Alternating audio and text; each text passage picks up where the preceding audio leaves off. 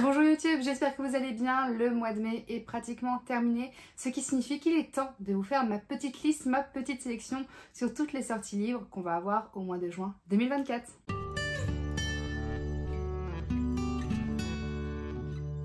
Avant de commencer la vidéo, n'hésitez surtout pas à vous abonner à la chaîne et à activer la cloche afin de ne plus rater aucune des prochaines sorties de mes vidéos. Si vous aimez mon contenu et que vous voulez en voir un petit peu plus, je vous invite à venir me suivre sur TikTok et sur Instagram où je fais un contenu qui est différent, complémentaire et quasiment quotidien en comparaison à ici sur YouTube. Et enfin, si jamais vous aimez cette vidéo, je vous inviterai à lâcher un petit like, ça me soutiendra et ça me fera très plaisir.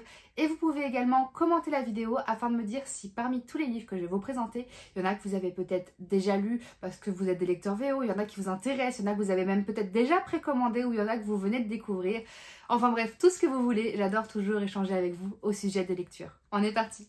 Comme pour chacune de mes vidéos sorties du mois, je vous fais évidemment qu'une sélection parce qu'il y a plusieurs centaines de livres qui sortent chaque mois en France. Donc si je devais tous vous les présenter, ça ferait une vidéo de plusieurs heures, peut-être même plus que ça. Donc je fais ma sélection parmi les maisons d'édition, les auteurs, les genres littéraires, les couvertures qui m'ont attiré, les résumés qui m'ont intrigué. Donc c'est fort probable qu'il y ait un livre dont vous êtes au courant qui sort au mois de juin, mais que peut-être il ne sera pas dans cette vidéo. Et pour combler ce manque, je vous inviterai à aller voir du coup les vidéos des autres booktubeuses ou même des vidéos sur BookTok ou sur Booksta, d'autres personnes qui font aussi des sélections de sorties, qui auront peut-être des goûts différents du mien et donc des sélections complémentaires à la mienne. Mais évidemment, vous faites ça uniquement après avoir regardé, liké et commenté cette vidéo. On commence directement aux éditions Plume Blanche avec le 4 juin, Kael, écrit par Alexiane Delis. Ici, on est sur un spin-off qui va suivre la duologie Tiziri. J'espère que je l'ai prononcé correctement. En fait, tout simplement, on va revivre en quelque sorte l'histoire, si j'ai bien compris, du point de vue d'un des autres personnages. Étant donné que moi-même je n'ai pas lu encore Tiziri et que j'ai l'intention de le lire, je lirai pas le résumé pour pas me spoil et puis pour pas vous spoil vous aussi au passage. Ensuite le 5 juin aux éditions Hachette Roman, on va voir Demigod Academy, le second tome du coup de cette petite grande saga, parce qu'il y aura 12 livres de jeunesse young adulte autour de la mythologie gréco-romaine et d'une académie qui sert à former l'armée des dieux en quelque sorte. Vu qu'on est sur un second tome, je ne vous lirai pas le résumé de celui-ci, mais par contre si vous voulez, mon avis est déjà disponible pour le premier tome, vous pourrez le retrouver sur quasiment tous mes réseaux. Ensuite, cette fois, on va aux éditions Big Bang avec le premier tome de nouvelle trilogie de fantasy. Il s'agit de Curious Tide, le premier tome de la Lune et des Marées, qui du coup est écrit par Pascal Lascelles et qui sortira en version brochée mais aussi en version reliée. Et là, Big Bang a joué un petit peu sur l'originalité, il change un petit peu de ce qu'on peut avoir l'habitude de voir, puisqu'en fait, sous la jaquette, on va avoir deux hardbacks possibles, la classique et l'Eclipse. Et en fait, au moment où vous allez acheter votre livre, vous ne saurez pas ce qu'il va y avoir en dessous, quelle sera la version que vous aurez en dessous du hardback. Et je trouve ça hyper original, ça fait couverture surprise. Moi personnellement, j'adore les deux, donc j'aurais pas de préférence, peu importe lequel j'aurai, je serais hyper contente. Mais je trouve le principe vraiment chouette. Maintenant, je voulais le résumer. Nous sommes nés de la lune et des marées, et c'est à elle que nous retournons. Emory a beau être étudiant à Aldrin, la prestigieuse université de magie lunaire, elle ne possède que des aptitudes de guérison assez basiques. Jusqu'à ce qu'une nuit, dans les grottes marines traîtresses de Dovermere, je sais pas comment le prononcer, la mort emporte un groupe de ses camarades de classe, dont sa meilleure amie, Romy, et la laisse seule survivante. Dès lors, Emory est accablée de pouvoirs étranges et impossibles qu'aucune guérisseuse ne devrait posséder. Des pouvoirs qui détruiraient sa vie si la mauvaise personne venait à le découvrir. Emory n'a pas le choix. Elle doit demander l'aide de Baz, frère de Romy, un adolescent reclus et déjà familier de la nature meurtrière des magies les plus sombres.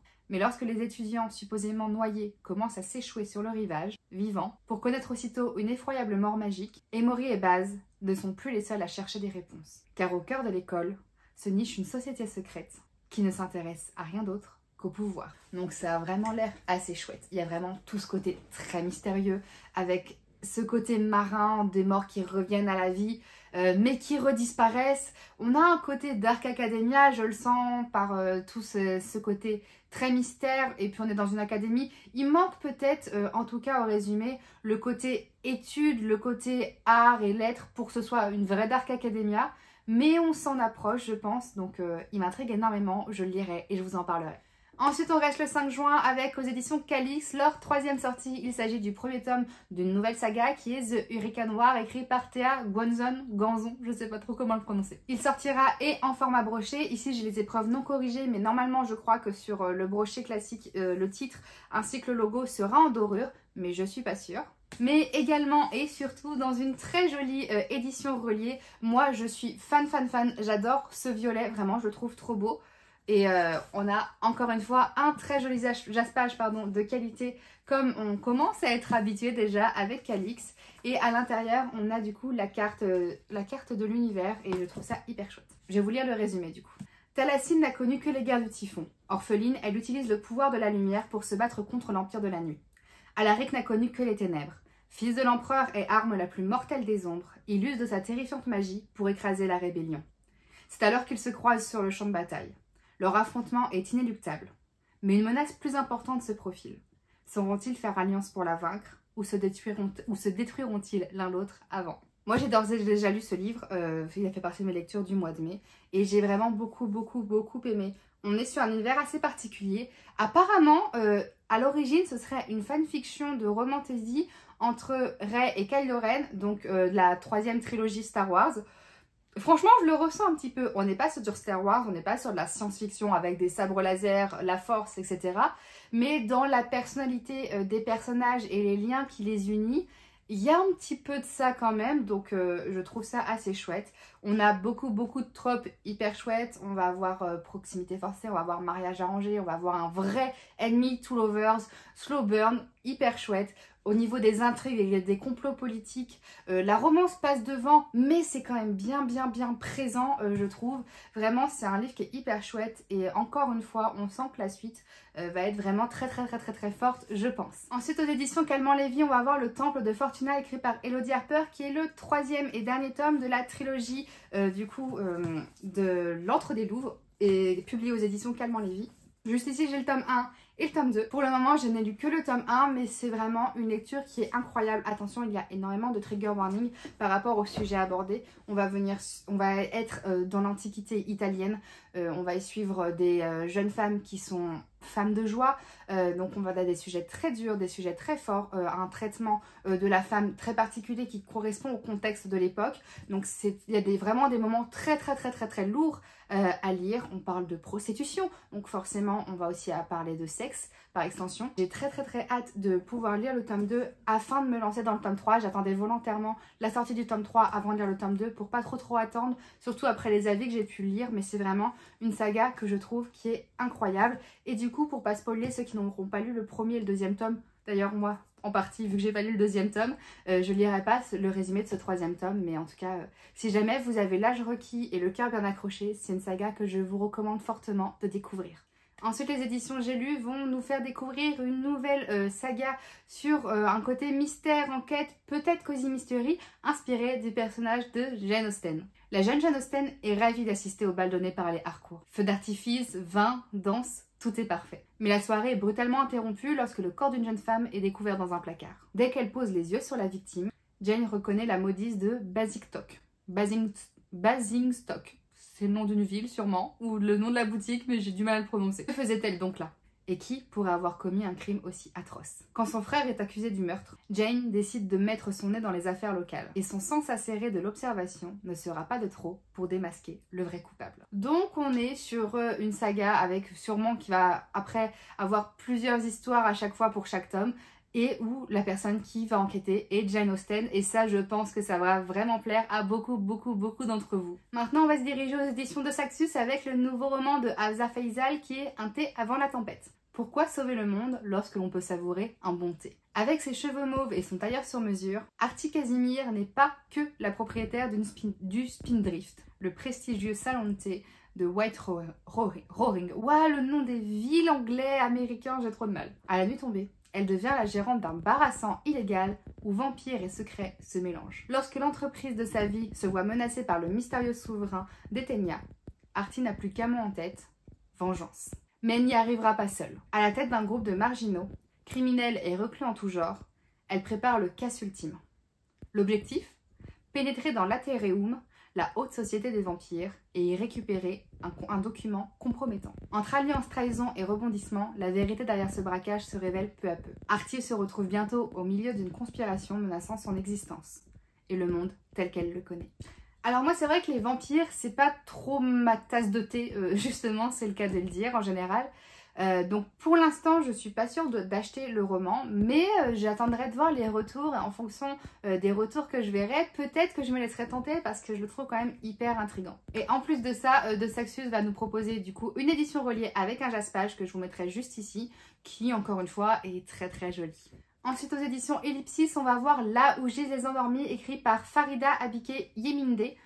Yeminde, je suis désolée si j'ai mal prononcé le nom. Je pense qu'on va être sur un livre très fort avec des messages très importants, mais je vais vous lire le résumé tout de suite pour que vous compreniez un petit peu plus. Des secrets hantent ces couloirs obscurs. Sad Hussein intègre la prestigieuse académie Alfred Nobel après avoir été scolarisée toute sa vie à domicile. Bien que la malchance l'ait toujours accompagnée, elle ne s'attend pas pour autant à ce que sa nouvelle colocataire, Elisabeth, disparaisse après sa première nuit à l'internat. Alors que les rumeurs à son égard vont bon train, Saïd attire l'attention de la satanée Trinité, un trio de jeunes filles populaires et énigmatiques. Entre en apprendre plus sur elle et rattraper son retard en classe, Saïd a déjà beaucoup de pain sur la planche. Et quand elle prend conscience que personne ne se soucie de ce qui est arrivé à Elisabeth, elle s'allie au meilleur ami de cette dernière, Baz, pour mener l'enquête. C'est alors qu'un étudiant est retrouvé mort. Tandis qu'elle tente de comprendre ce qui se passe, Saïd se rend compte que Lana, A-N-A, et ses étudiants sont plus mystérieux qu'elle ne le pensait. Des secrets se cachent derrière chaque porte, des secrets qui rivalisent même avec le sien.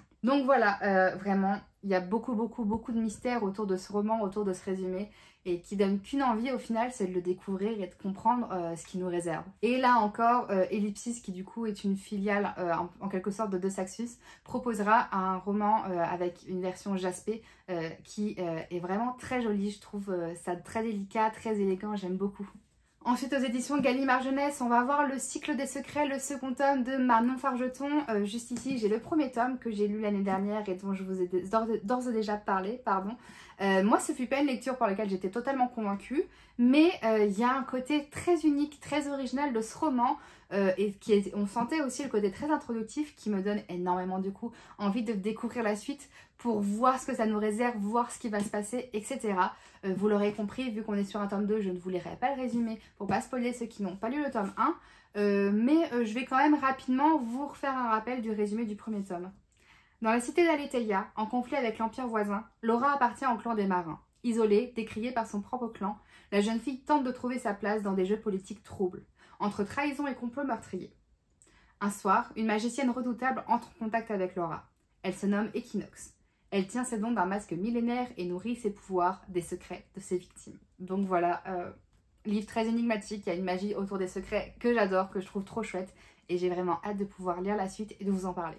Ensuite, aux éditions Lumen, on va pouvoir découvrir une nouvelle saga qui est Outre Noir, écrite par Mark J. Gregson. S'élever ou chuter, périr ou triompher. Lorsque son oncle tue son père pour s'emparer du titre d'archiduc, Conrad se retrouve condamné à vivre parmi les Subs, les plus pauvres des plus pauvres. 6 ans plus tard, animé par un puissant désir de vengeance, le jeune homme est prêt à tout pour retrouver son rang et sauver la seule famille qui lui reste, sa sœur. Mais sur son île natale, comme ailleurs aux confins du ciel, on s'élève d'abord au mérite.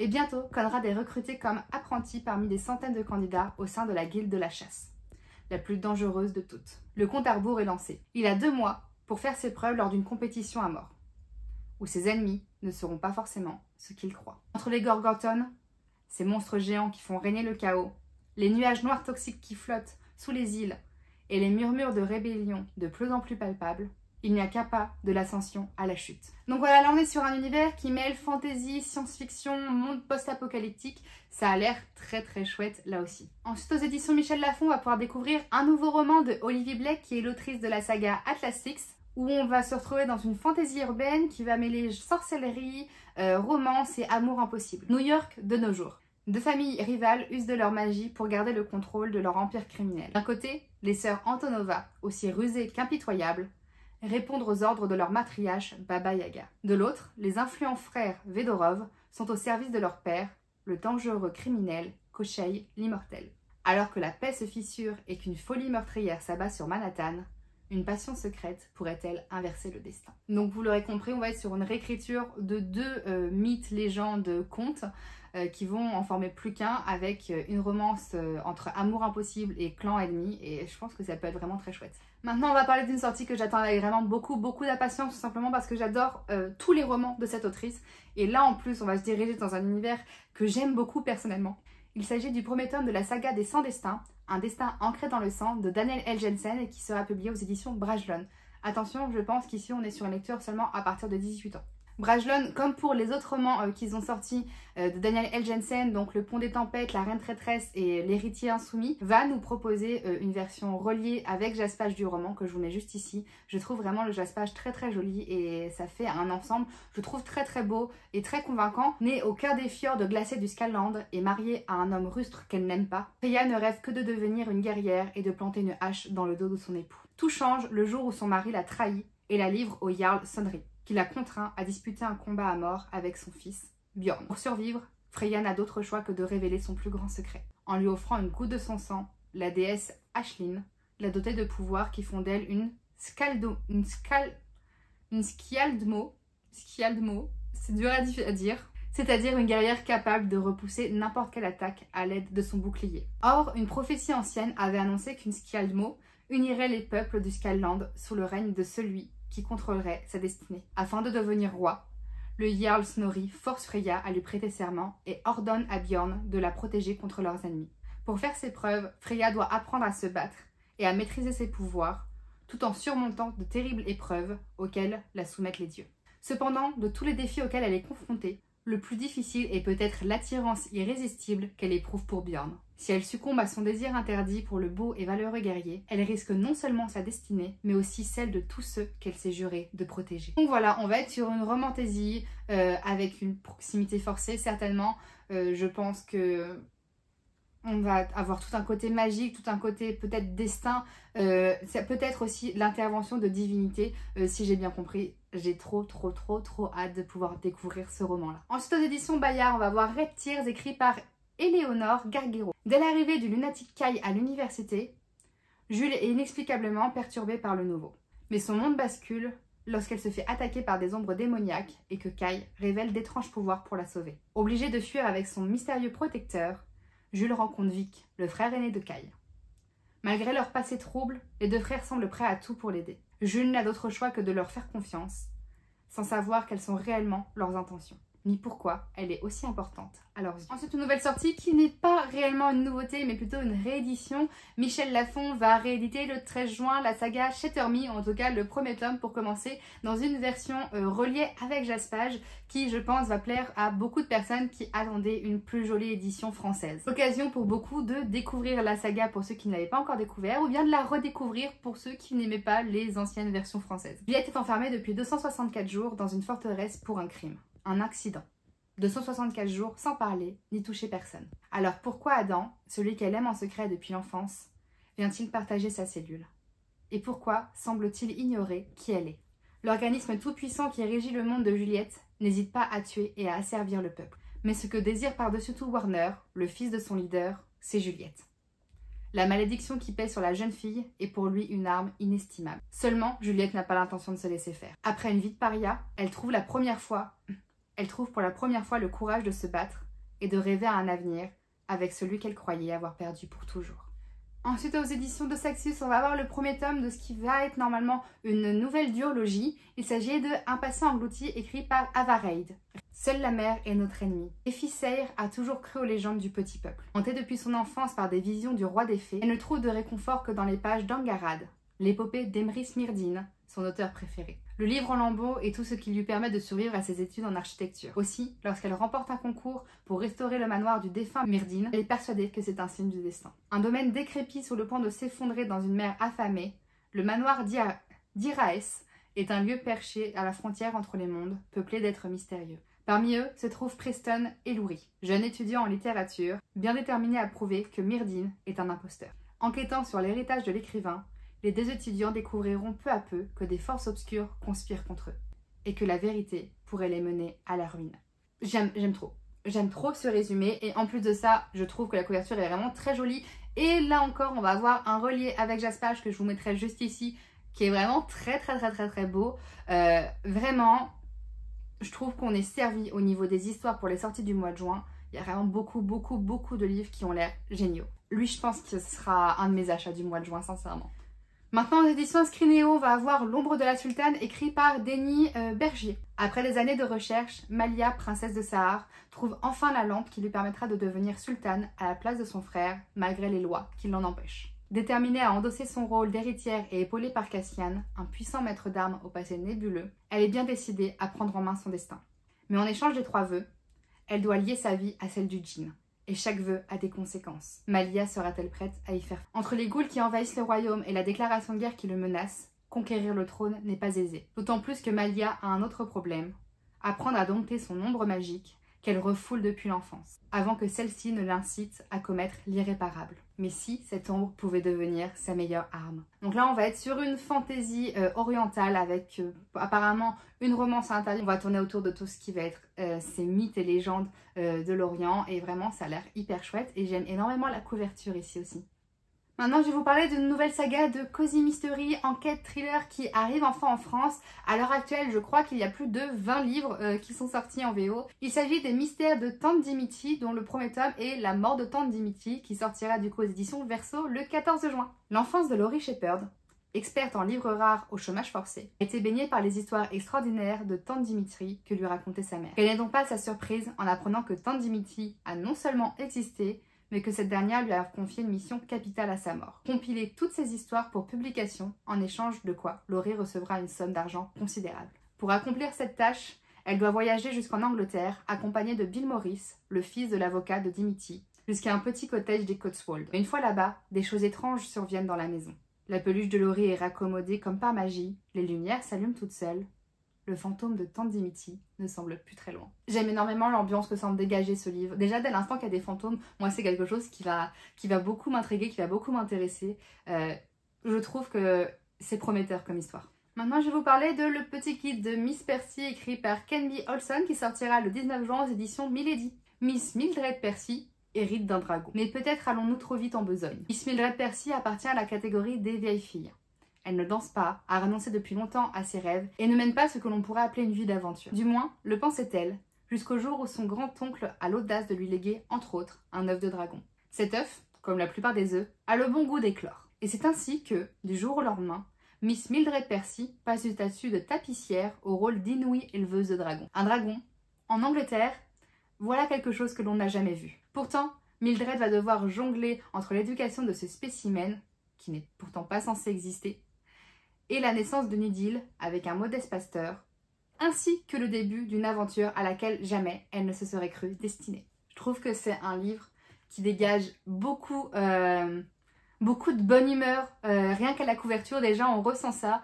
Vraiment, je sais pas comment vous l'expliquer, je trouve qu'il y a une vibe qui est hyper chouette. Le côté dragon en Angleterre alors que on n'est pas dans une fantasy, je trouve que c'est cocasse. Voilà, je suis très intriguée par ce roman-là. Maintenant, on revient dans les suites de saga avec la sortie de Un baiser d'amour maudit de Stéphanie Gerber, qui est le 3e tome de la saga Il était une fois un cœur brisé, et le second tome est Ils vécurent malheureux à jamais, qui est, si j'ai bien compris, une trilogie suite à la trilogie de Caraval. C'est dans le même univers, mais on n'est pas obligé d'avoir lu Caraval pour lire cette trilogie-là. Donc voilà, le 3e tome de la trilogie sortira enfin au mois de juin. Et vous l'aurez compris, là encore, je ne vais pas vous faire de résumé du coup. Maintenant, on va parler de livres auto-édités avec Les Soldats de la Nuit, le premier tome, Les Dernières Lueurs, écrit par Perrine Bonavita et qui sera du coup un livre auto-édité. Que normalement, si je ne me trompe pas, vous pourrez retrouver uniquement sur Amazon. Quand la nuit tombe, les éthers rôdent. S'ils vous voient, il est déjà trop tard. Autrefois humains, les éthers écument les bois pour se repaître des malchanceux coincés hors des dômes qui protègent les villes. Pour secourir la population, des unités d'élite ont été formées, les soldats de la nuit. Silver, une jeune femme qui a grandi hors de la protection des dômes, est acceptée par l'une des 4 prestigieuses écoles de France pour intégrer l'armée nocturne. Elle espère retrouver son frère, un militaire avec qui elle n'a plus aucun contact depuis son départ de la maison. Lorsqu'en plein cours, un brouillard mortel emporte plusieurs de leurs compagnons, Silver et ses amis n'ont plus de choix, se battre ou bien périr dans la nuit d'ébène. Donc on semble être sur une fantaisie dystopique et j'aime beaucoup ça. Il y a peut-être aussi un côté science-fiction qui va apparaître. En tout cas, c'est les mots-clés que j'ai pu trouver sur internet par rapport à ce roman. c'est pas tout le temps que je vous parle de romans édités ici, auto-édités pardon ici, mais celui-ci me fait vraiment beaucoup d'œil. Il a l'air vraiment très chouette.